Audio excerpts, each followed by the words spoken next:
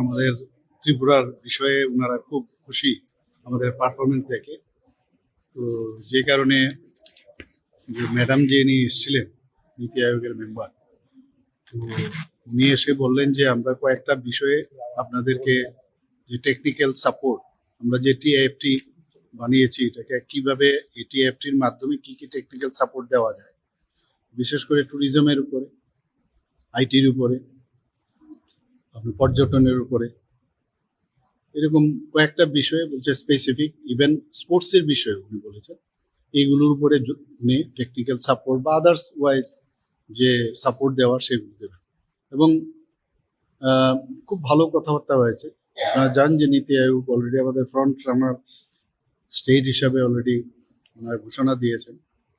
তো ওনারা বলছেন যে আবারও আসবেন এখানে, এসে আরো কোন কোন জায়গায় আমাদের কি ডেভেলপমেন্ট হয়েছে সেইগুলো ওনারা মনিটর করবেন। আগামী মাস থেকে কার্যত এসআইআর শুরু হচ্ছে ত্রিপুরাতে, বিশেষ করে সীমান্ত রাজ্য হওয়ার কারণে সরকারের পক্ষ থেকে নির্বাচন কমিশনের কাছে কোন রকমের প্রস্তাব বা যাতে ভোটাররা প্রত্যেকেই নথিবদ্ধ হয়, আপনাদের কোনো সাজেশন?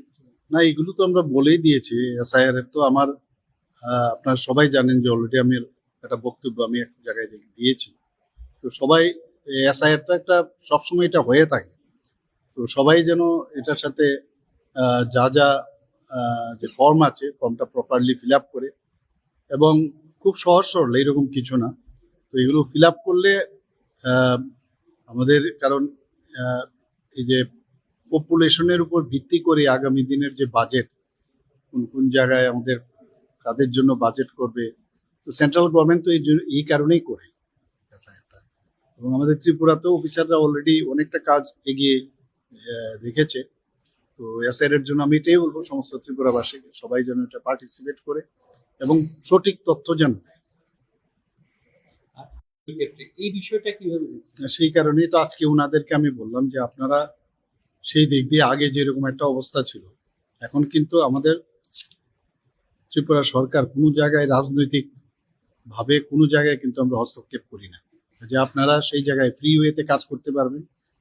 এটা সুবর্ণ সুযোগ এসছে এখন, এবং আমাদের কাছে একটাই, সেটা হচ্ছে আপনার এমপ্লয়াবিলিটি, আপনি কিরকম কাজ করেন, কাজেরই আমরা মূল্যায়ন করি, তার উপর ভিত্তি করে আপনার সাথে কথা। তো আমাদের এখানে রাজনৈতিক ভাবে কোনো জিনিস যে মুখে মুখ ঘরানার যেটা আগে হয়ে আসছে সেটা আমরা করতেও দিই না। বদলি নীতির ব্যাপারে কি কোনো স্পেসিফিক? কোনটা?